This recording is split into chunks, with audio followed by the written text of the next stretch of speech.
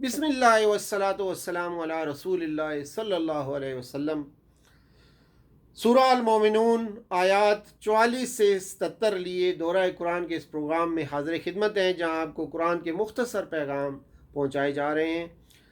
ارشاد باری تعالیٰ ہے، اعوذ باللہ من الشیطان الرجیم، بسم اللہ الرحمن الرحیم، ثم ارسلنا رسلنا تترى كلما جاء أمة رسولها كذبوه فأتبعنا بعدهم بعدا وجعلناهم أحاديث فبعدا لقوم لا يؤمنون۔ صدق اللہ العظیم۔ رب اشرح لی صدری ویسر لی امری واحلل عقدۃ من لسانی یفقہوا قولی۔ اللہم ارنا الحق حقا وارزقنا اتباعہ وارنا الباطل باطلا وارزقنا اجتنابہ، آمین یا رب العالمین۔ جیسے جیسے قوموں کی تعداد میں اضافہ ہوتا گیا، اللہ تعالیٰ نے ان کی ہدایت اور اصلاح کے اہتمام اور انتظام میں بھی اسی رفتار سے اضافہ کیا، یہاں تک کہ ایک ہی دور میں الگ الگ قوموں میں الگ الگ رسول بھی آئے، اگرچہ تاریخوں میں ان کی پوری تفصیل نہیں ملتی۔ یہ اہتمام اس بات کا صاف ثبوت ہے کہ اللہ تعالیٰ اپنی مخلوق کی اصلاح سے کبھی بے پرواہ نہیں رہا ہے۔ لیکن جس قوم کے پاس بھی اس کا رسول آیا، اس نے اس کی تکذیب کی، اور جس کا نتیجہ بالآخر یہ نکلا کہ یک کے بعد دیگرے ہر قوم کو اللہ نے ہلاک کر کے اسی گڑھے میں جھونک دیا جس میں اس کے پیشتر قوم کو پھینک دیا تھا۔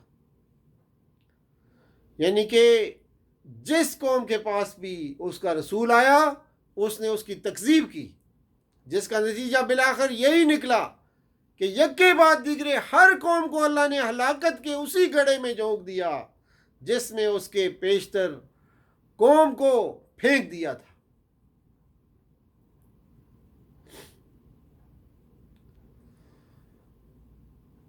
ثم ارسلنا رسلنا تترا، یعنی تترن مصدر سے ہے، تترا کی اصل وترا ہے۔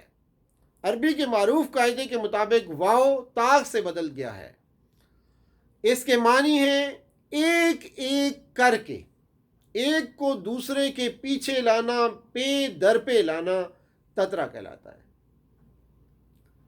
وجعلناہم احادیث، اور نتیجہ یہ نکلا کہ جن کو اپنی قوت و شوکت اور اپنے عروج و اقبال پر بڑا ناز اور فخر تھا، وہ ماضی کی ایک داستان پارینہ بن کر رہ گئے، جن کو اپنی قوت اور شوکت اور اپنے عروج اور اقبال پہ بڑا فخر اور ناز تھا۔ بود کا لفظ آیا ہے، بود دوری اور ہلاکت کو کہتے ہیں۔ یہ لغت میں پھٹکار کا جملہ ہے، اور اس جملے کے موقع و مال سے یہ بات واضح ہوتی ہے کہ باوجود یہ کہ ان قوموں کی تاریخ بہت پرانی ہو چکی، لیکن ان کے عدم ایمان پر اللہ کا غضب بدستور باقی ہے، اور آج بھی ان کے ذکر کے ساتھ اللہ ان پر لعنت کرتا ہے۔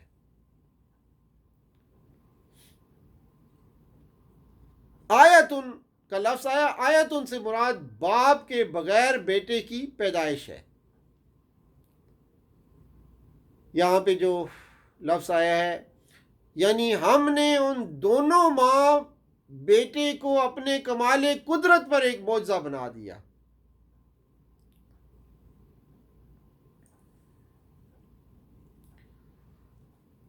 جس کے معنی ہے، لفظ آیا ہے اوینا ہا ہما، یعنی کہ ایواؤن مصدر سے یہ لفظ ہے، جس کے معنی ہے جگہ دینا، بسانا، ٹھکانہ دینا، یعنی ہم نے ان دونوں کو ٹھکانہ دیا۔ اس کے بعد لفظ ہے ربوتن کا، مرتفع اور ہموار زمین کو ربوتن کہتے ہیں۔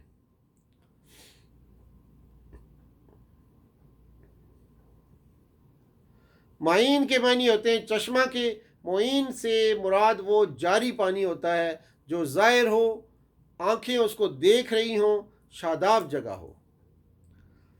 آیت کے معنی اس طرح ہوں گے کہ اور ان دونوں کو ہم نے ایک بلند جگہ پر پناہ دی جو ہموار اور چشموں والی جگہ تھی۔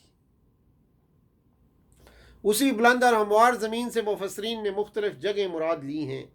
کسی نے اس سے ولادت کا وقت مراد لیا ہے، جب حضرت مریم کو ایک الگ تھلگ جگہ ایک درخت کے نیچے جا بیٹھنے کی غیبی ہدایت ہوئی تھی۔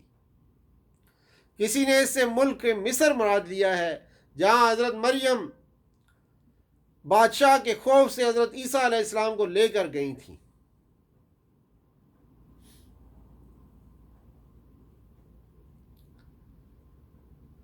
یہاں یہ بتانا مقصود ہے کہ ہر زمانے میں مختلف قوموں اور مختلف ملکوں میں آنے والے انبیاء کو یہی ہدایت کی گئی، اور سب کے سب ایک ہی حکم کے مخاطب تھے کہ یا ایھا الرسل کلوا من طیبات واعملوا صالحا انی بما تعملون علیم۔ پاک چیزوں سے مراد ایسی چیزیں ہیں جو بذائے خود بھی پاکیزہ ہوں اور پھر حلال طریقے سے بھی حاصل ہوں۔ طیبات کھانے کی ہدایت کر کے رہبانیت اور دنیا پرستی کے درمیان اسلام کی رائے اعتدال کی طرف اشارہ کر دیا گیا ہے کہ مسلمان نہ تو راہب کی طرح اپنے آپ کو رزق سے محروم کرتا ہے اور نہ دنیا پرست کی طرح حرام و حلال کی تمیز کے بغیر ہر چیز پر منہ مار دیتا ہے۔ عمل صالح سے پہلے طیبات کھانے کی ہدایت سے صاف اشارہ اس طرف نکلتا ہے کہ حرام خوری کے ساتھ عمل صالح کا کوئی معنی نہیں ہے۔ اگر آپ حرام مال کھائیں گے تو عمل صالح بھی قبول نہیں ہوگا۔ وَإِنَّ هَٰذِهِ أُمَّتُكُمْ أُمَّةٌ وَاحِدَةٌ وَأَنَا رَبُّكُمْ فَاتَّقُونِ، اور یہ تمہاری ایک ہی امت ہے اور میں تمہارا رب ہوں، بس مجھ ہی سے ڈرو۔ اس آیت کریمہ میں تمام انبیاء السلام کو ایک امت، ایک جماعت اور ایک گروہ قرار دیا گیا ہے۔ اسی طرح ان کی امتیں بھی ایک ہی امت ہیں۔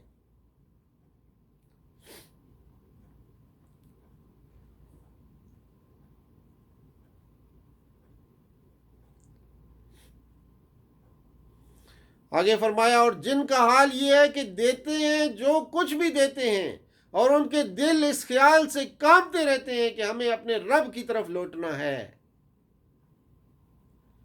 عربی زبان میں دینے کا لفظ صرف مال یا کوئی مادی چیز دینے میں استعمال نہیں ہوتا، بلکہ معنوی چیز دینے کے معنی میں بھی استعمال ہوتا ہے، یعنی کہ چیزیں دینے کے معنی میں بھی استعمال ہوتا ہے۔ اس معنی کے لحاظ سے آیت کا پورا مفہوم یہ ہوگا کہ وہ اللہ کی فرما برداری میں جو کچھ بھی نیکیاں کرتے ہیں وہ اس پر پھولتے نہیں ہیں، بلکہ ڈرتے رہتے ہیں کہ یہ پتہ نہیں یہ قبول ہوگا یا نہیں قبول ہوگا۔ حضرت عائشہ رضی اللہ تعالیٰ عنہ نے ایک مرتبہ رسول اللہ صلی اللہ علیہ وآلہ وسلم سے دریافت کیا کہ اے اللہ کے رسول صلی اللہ علیہ وسلم، کیا اس کا مطلب یہ ہے کہ ایک شخص چوری، زنا، شراب نوشی کرتے ہوئے اللہ سے ڈرے؟ آپ صلی اللہ علیہ وسلم نے فرمایا انہیں اے صدیق کی بیٹی،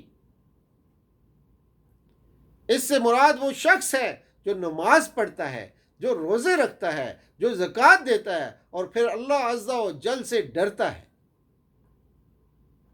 حضرت حسن بصری رحمۃ اللہ علیہ نے خوب کہا ہے کہ مومن اطاعت کرتا ہے پھر بھی ڈرتا ہے، منافق معصیت کرتا ہے، گناہ کرتا ہے، پھر بھی بے خوف رہتا ہے، اس کے اندر سے ڈر نکل جاتا ہے۔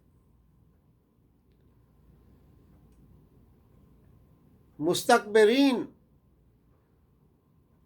سامرن کا لفظ آیا ہے، سامرن سمرن مصدر سے ہے، جس کے معنی ہے رات میں قصہ گوئی کرنا۔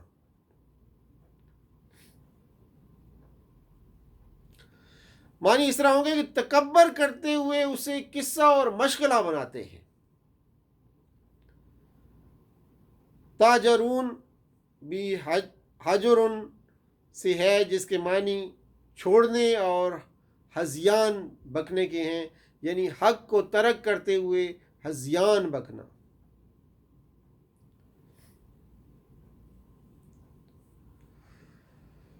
یعنی وہ رائے راست سے ہٹ کر چلنا چاہتے ہیں۔ تو یہ تھیں آج کی چند آیات جو آپ کے سامنے رکھیں، اسی پہ اکتفا کرتے ہیں۔ وصلی اللہ تعالیٰ علی خیر خلقہ محمد وعلی آلہ وصحبہ اجمعین، وآخر دعوانا ان الحمد للہ رب العالمین، والسلام علیکم ورحمۃ اللہ وبرکاتہ۔